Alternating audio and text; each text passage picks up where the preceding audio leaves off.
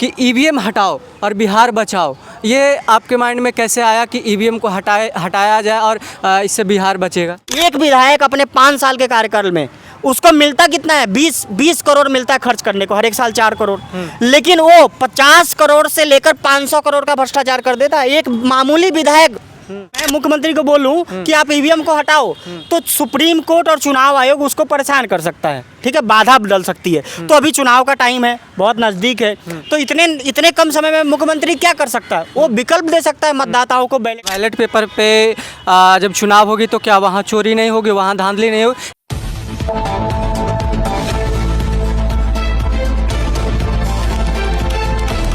नमस्कार, अभी हमारी मौजूदगी है गांधी मैदान में और हमारे जो साथ में जो शख्स बैठे हुए हैं इनका नाम राहुल तिवारी है। अभी एक मुद्दा चला रहे हैं, ईवीएम हटाओ देश बचाओ बिहार बचाओ, उसके लेकर अभी एक पोस्ट कार्ड ये लिख रहे थे। जब हम यहाँ पे पहुँचे तो देखे कि पोस्ट कार्ड लिख रहे हैं, तब इनसे जानकारी मिली कि आखिरकार इस पोस्ट कार्ड में है क्या और ये पोस्ट कार्ड कहाँ पे जाएगा। तो ये माननीय मुख्यमंत्री श्री नीतीश कुमार जी के पास ये पोस्ट कार्ड भेजेंगे और इस पोस्ट कार्ड में लिखा हुआ है, मुख्यमंत्री जी होने वाले विधानसभा चुनाव के लिए मतदान कक्ष में ईवीएम के साथ साथ बैलेट पेपर भी रखें। यानी कि जो पहले बैलेट पेपर पे चुनाव होता था उसको भी साथ में रखिए और जो डिजिटल युग है उसके साथ साथ ईवीएम मशीन भी रखिए और दोनों चीज़ को रखिए। तो सर ये आप बताइए कि ईवीएम हटाओ और बिहार बचाओ, ये आपके माइंड में कैसे आया कि ईवीएम को हटाया जाए और इससे बिहार बचेगा? देखो, हमारा मांग हम ईवीएम हटाने को नहीं बोल रहे हैं, क्योंकि देखो बिहार के मुख्यमंत्री के पास इतना कानूनन अधिकार है कि वह मतदान कक्ष में ईवीएम के साथ बैलेट पेपर का विकल्प दे सकता है। तो उसको सुप्रीम कोर्ट और चुनाव आयोग रोकने नहीं आएगा। अगर मैं मुख्यमंत्री को बोलूं कि आप ईवीएम को हटाओ तो सुप्रीम कोर्ट और चुनाव आयोग उसको परेशान कर सकता है, ठीक है, बाधा डल सकती है। तो अभी चुनाव का टाइम है, बहुत नज़दीक है, तो इतने कम समय में मुख्यमंत्री क्या कर सकता है? वो विकल्प दे सकता है मतदाताओं को बैलेट पेपर से वोट देने का, ठीक है ना। तो हम कहते हैं भाई तुम हटाओ या ना हटाओ तुम्हारी मर्जी, ठीक है ना। मेरा ये मानना, जब विकल्प मिलेगा तो जनता 90% जनता बैलेट पेपर में वोट डालेगी, किसी को भी विश्वास नहीं है। अब धीरे धीरे लोग बाहर आएंगे जैसे जैसे हमारा आंदोलन आगे बढ़ेगा। तो मुख्यमंत्री के पास कानूनन अधिकार है कि वो सभी लोगों को, सभी मतदाताओं को ईमानदारी से वोट अपना प्रत्याशी तक पहुंचाने का विकल्प दे सकते हैं बैलेट पेपर से। अच्छा, बैलेट पेपर पे जब चुनाव होगी तो क्या वहाँ चोरी नहीं होगी, वहाँ धांधली नहीं होगी? क्योंकि अंदर बंद कमरे में चुनाव होती है। जी जी। तो बंद कमरे में लोग कैसे देखेंगे कि वहाँ पे अगर कोई प्रत्याशी के कोई कुछ भी हो सकता है। मैं उसका जवाब देता हूँ आपको। देखो, हमारा जो मांग है ना कि एक तो मतदान कक्ष में ईवीएम के साथ बैलेट पेपर हो और जो मतदान कक्ष है वो बंद ना हो, सिर्फ पिल्लर हो, दीवार ना हो। अच्छा, ओपन एरिया हो। हाँ, ओपन एरिया हो और वहाँ पे कैमरा लगा हो और बगैर पेटी को 1 इंच भी हिलाए, जब मतदान खत्म हो जाए तो आप बगैर 1 इंच भी हिलाए आंखों के सामने, कैमरे के सामने वोटों की गिनती हो जाए। अच्छा। तो उस तरीके से वोट कैप्चरिंग नहीं हो पाएगी, ठीक है ना। वो खैर वो ऐसे भी मतलब कि पहले भी होता था ना, तो वो तो सुरक्षा का मामला था ना, मतलब कि सुरक्षा बढ़ानी चाहिए थी आपको, ठीक है ना। और डिजिटल, देखो डिजिटल जमाना है तो बच्चे डिजिटल रूप से थोड़ी पैदा होते हैं। कहने का मतलब है कि जब जो चीज़ को नियम में करने का, जिस तरीके से हम कंट्रोल कर सकते हैं, सुरक्षित कर सकते हैं, उसी तरीके से करना पड़ेगा। अब अमेरिका हमसे ज़्यादा डिजिटल है, पर अमेरिका में हर जगह पे ईवीएम से वोट नहीं होता है। कहीं कहीं पे ईवीएम रखा हुआ है लेकिन बैलेट पेपर भी रखा हुआ है, ठीक है ना। और अमेरिका का एक एक राज्य भारत के राज्यों से भी बड़ा है, वहाँ पे ज़्यादा आबादी है। तो बहुत सारे लोग बोलने लग जाते हैं अमेरिका में आबादी कम है, तो उनको बोलूँगा रिसर्च करो तुम, ठीक है ना। इसी के लेकर आप आंदोलन कर रहे हैं कि ईवीएम मशीन के साथ साथ बैलेट पेपर भी होना ज़रूरी है, ताकि इससे जो चुने हुए प्रतिनिधि हैं वो हमारे चोरी से बचें, कि ये नहीं उस पर दाग लगा जाए कि ये चोरी करके हमारे जो भी प्रत्याशी हैं वो बने हैं। देखो, पता क्या चक्कर है, अभी हम लोग ईवीएम के पीछे क्यों पड़े हैं, ठीक है ना। मैं अपना बिजनेस बंद करके यहाँ पे पैसे मतलब खर्च कर रहा हूँ और बहुत सारा कुछ कर रहे हैं हम लोग। इतना मतलब कि ज़्यादा जगह जगह जाके मैं डेमो दिखाता हूँ किस तरीके से वोटों की हेरा फेरी होती है। यहाँ पे बिजली का व्यवस्था नहीं था, नहीं तो मैं मशीन लेके आता। अच्छा। तो यहाँ पे भी दिखाता। तो देखो, बात ये है ना कि भारत में देखो मेरे पास प्रूफ नहीं है कि कम से कम बिहार में 1 साल में 5 से 10 लाख करोड़ रुपए का बिहारियों का नुकसान हो रहा है। अच्छा। हमारे मिनरल्स जो खनिज होता है ना, कोयला, बालू, यूरेनियम, सोना, चांदी, कोयला वगैरह, इसको लूटा जा रहा है बहुत सस्ते दामों में। ठीक है ना, उसकी लूट पूंजीपति लोग कर रहे हैं मुख्यमंत्रियों के सहारे। ठीक है ना, तो ये जो इतनी तरह तरह की चोरियां हैं, भ्रष्टाचार है, तो जब हम चाहते हैं कि मतदान कक्ष में बैलेट पेपर से विकल्प होगा ना, तो जो जो चुनाव लड़ने वाले प्रत्याशी होते हैं वो लोग फिर ईमानदार लोग ही चुनाव लड़ने आएंगे। क्यों आएंगे? क्योंकि उनको पता है भाई मैं चाहे 50 करोड़ रुपए खर्च कर दूं विधायक बनने के लिए, लेकिन लोग, जनता पैसे तो रख लेगी, मुर्गा दारू तो रख लेगी, लेकिन वोट देते टाइम तो भाई जिसको मर्जी दे सकती है ना।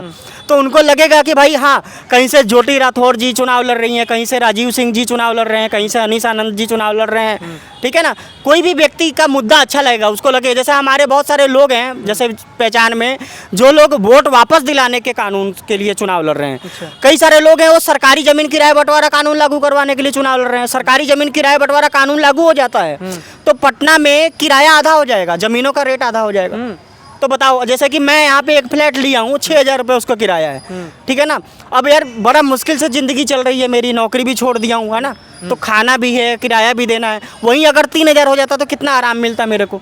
ठीक है ना, तो वो जो जनता के पास जब ऐसे लोग जाएंगे, अधिक से अधिक लोग चुनाव लड़ेंगे, जब बैलेट पेपर से विकल्प होगा तो अधिक लोग चुनाव लड़ने आएंगे, क्योंकि उनको पता है भाई वोट चोरी हो जाता है। ठीक है ना, तो जब ज़्यादा से ज़्यादा लोग, मतलब एक एक विधानसभा क्षेत्र में 100-100 लोग, 500-500 लोग जब चुनाव लड़ेंगे ना, तब जाके कंपटीशन आएगा, तब जाके बेईमान लोग, ये जो ब्रांडेड पार्टियों के बेईमान लोग हैं, ये चुनाव लड़ना छोड़ेंगे। ये लोग धंधा बना लिए, 5 करोड़ रुपए लगा के 500-500 करोड़ का भ्रष्टाचार करते हैं। एक विधायक अपने 5 साल के कार्यकाल में उसको मिलता कितना है? 20 करोड़ मिलता है खर्च करने को, हर एक साल 4 करोड़।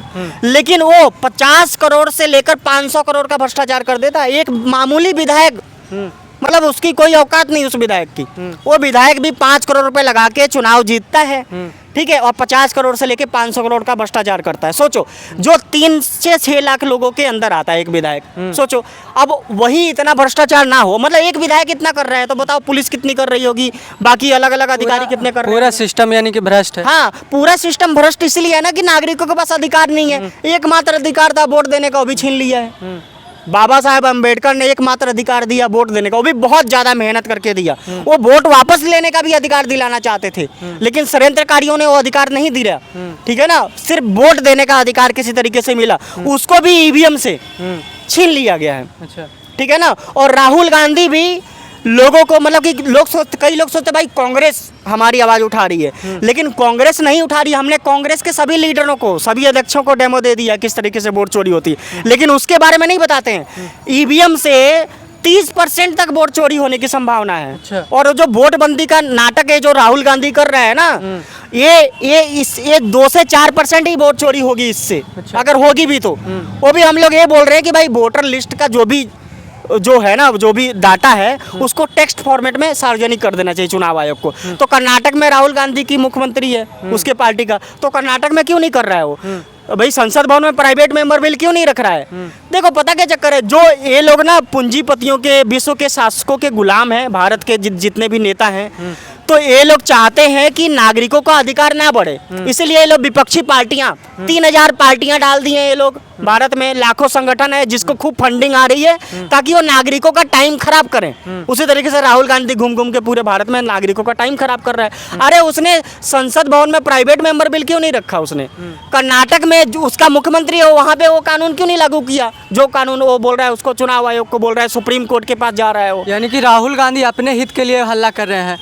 देखो अपने हित के लिए नहीं, जो लूट मच रही है ना, जो एक साल में 5 से 10 लाख करोड़ रुपए का जो भ्रष्टाचार बिहार में हो रहा है, इस लूट को छुपाने के लिए सभी विरोधी पार्टियां और जो सत्ता में बैठी हुई वो पार्टियां और जो हजारों लाखों संगठन हैं, एनजीओ हैं, ये सभी लोग उन्हीं लोगों के फंडेड हैं। मतलब उन लोगों से इनको पैसा आ रहा है और ये लोग कर रहे हैं। ये लोग नागरिकों के भलाई के लिए काम नहीं कर रहे हैं, नागरिकों का समय खराब करने के लिए काम कर रहे हैं। ये लोग उनके अंदर कंट्रोल्ड हैं ये लोग। अच्छा राहुल तिवारी जी, आप बताएं कि हम नौकरी छोड़कर, जॉब छोड़कर, बिजनेस छोड़कर हम इस मुद्दे में जुड़े हुए हैं, तो आखिरकार राहुल तिवारी को क्या फ़ायदा होने वाला है? राहुल तिवारी को क्या आखिर मिलेगा? आप भी अच्छे से जॉब करते, आप भी कहीं सेटल रहते, तो आखिरकार सब छोड़कर ईवीएम हटाओ, इस आंदोलन में शामिल क्यों हो? देखो मेरे पास अभी इतना समय इसलिए है कि भाई मेरे माँ बाप के पास खर्चा पानी चल जा रहा है, ठीक है, थोड़ा बहुत खेत वोत है तो उसका चल जा रहा है, ठीक है, और घर में कोई ज़्यादा लोग है नहीं भाई, घर अपना चल रहा है। मैं शादी किया नहीं हूँ, कुंवारा हूँ अभी ठीक है, तो मेरे को सिर्फ अपने रूम का रेंट देना है और राशन का देना है ना। तो 6,000 में मेरे को फ्लैट मिल गया यहाँ पे, मैं आराम से रह रहा हूँ, और मतलब मेरा टोटल 10-15 हज़ार का खर्चा है, ठीक है ना। तो मैंने कुछ सेविंग करके रखा है, तो उससे मेरा सर्वाइव चल रहा है, ठीक है ना। और बिहारी होने के नाते देखो, मैं 2006 से लेकर 2023 तक पंजाब में रहा, दिल्ली में रहा, ठीक है ना। बीच बीच में मैं मतलब कि शिफ्ट होता रहा। अभी मैं दिल्ली में शिफ्ट हो गया था, ठीक है, अभी तो परमानेंट पटना में शिफ्ट हो गया हूँ। मैं अहमदाबाद में रहा हूँ, मैं मुंबई गया हूँ, राजस्थान गया हूँ, मतलब बहुत सारी जगह घूमा हूँ। मैंने ये देखा कि लोग बोलते हैं बिहार बहुत महान है, बिहार में ये था, बिहार का इतिहास ऐसा है वैसा है, बिहार में इतने IPS से OPS है। अबे वो IPS तो बिहार में रहते भी नहीं है, IS IPS उनका 500 करोड़ की संपत्ति है, चोरी करके बेईमानी कर करके वो लोग अपना वो पूरा सेटअप साम्राज्य इकट्ठा कर लिए। बिहार में तो रहते नहीं, बिहारियों का तो कोई फायदा ही नहीं है भाई। बिहार महान था, तो आज बिहार में इतनी महंगाई, इतनी बेरोजगारी कैसे है? वो महान लोग कहाँ मर गए? कौन से पानी में कूद के मर गए वो लोग? मतलब बिहार महान तब बनेगा यार, बिहार महान था उससे क्या लेना देना मेरे को? अभी आप लोग महान क्यों नहीं कर रहे हो? आप लोग स्वयं जन आंदोलन क्यों नहीं कर रहे हो? ये पोस्ट कार्ड क्यों नहीं भेज रहे हो? अपना आदेश, अपनी समस्याओं को समाधान के लिए आदेश पत्र मुख्यमंत्री को क्यों नहीं भेज रहे हो? ठीक है ना, क्यों किसी नेता के पीछे पड़े हो, उसका हाथ ले लेके घूम रहे हो आप लोग?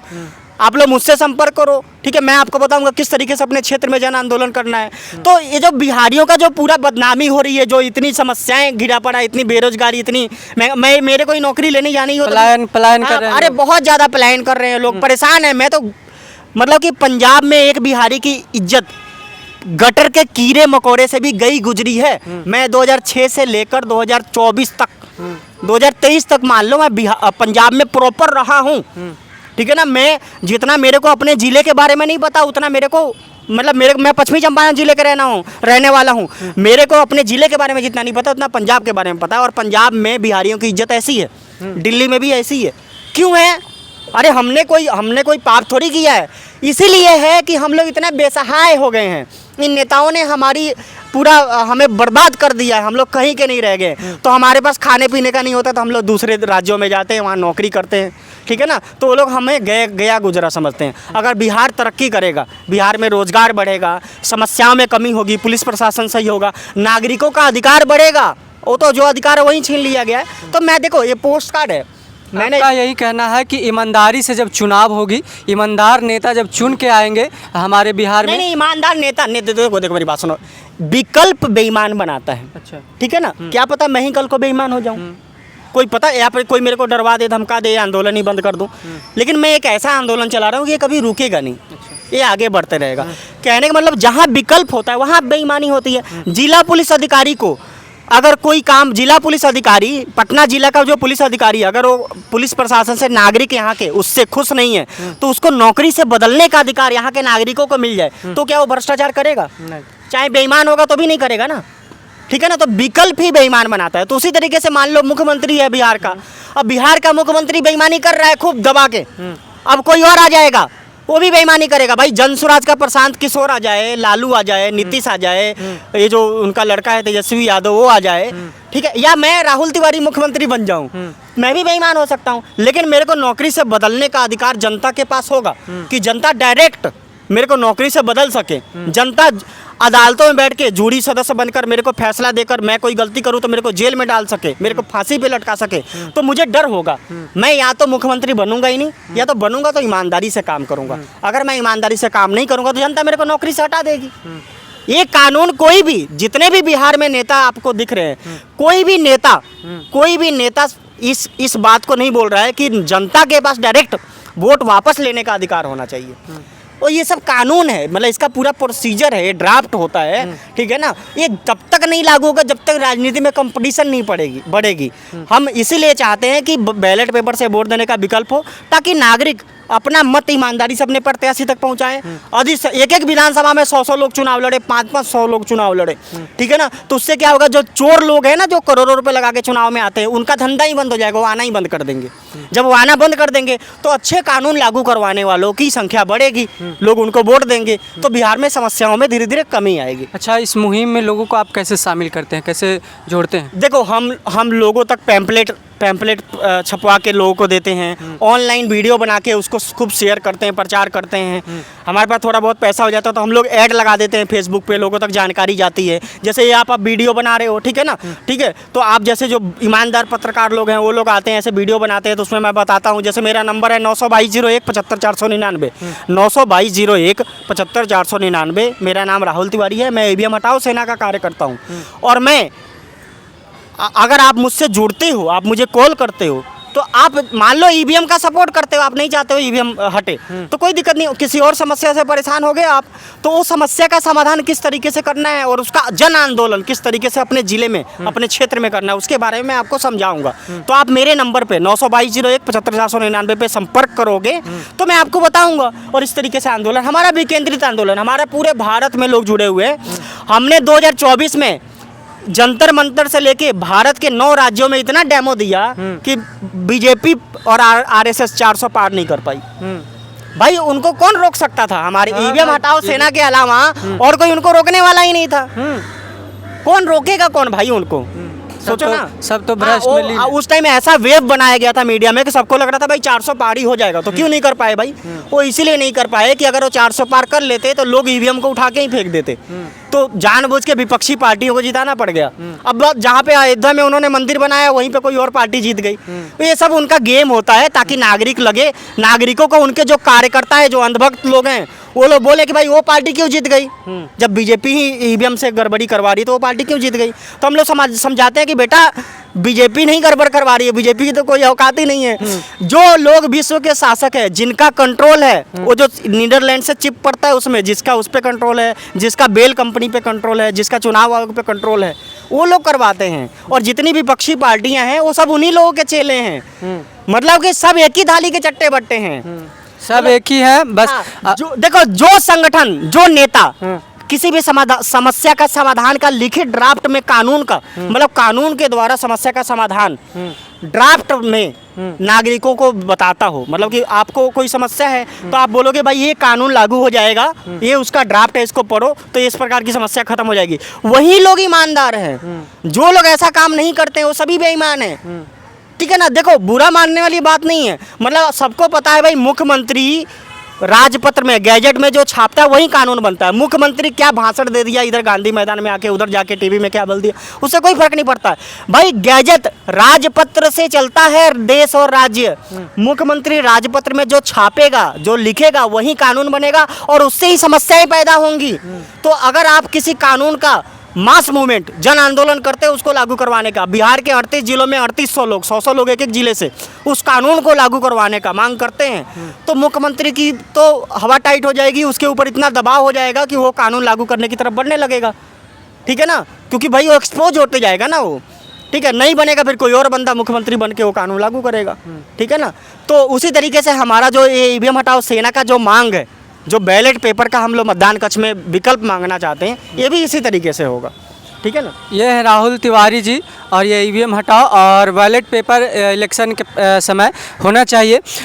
जो लोग जुड़ना चाहते हैं उनको क्या कहना चाहेंगे? बस आप मेरे से जुड़ो। ईवीएम हटाओ सेना फेसबुक ग्रुप पे है, आप फेसबुक ग्रुप पे लिखो ईवीएम हटाओ सेना तो ग्रुप खुल जाएगा, उसमें जुड़ सकते हो।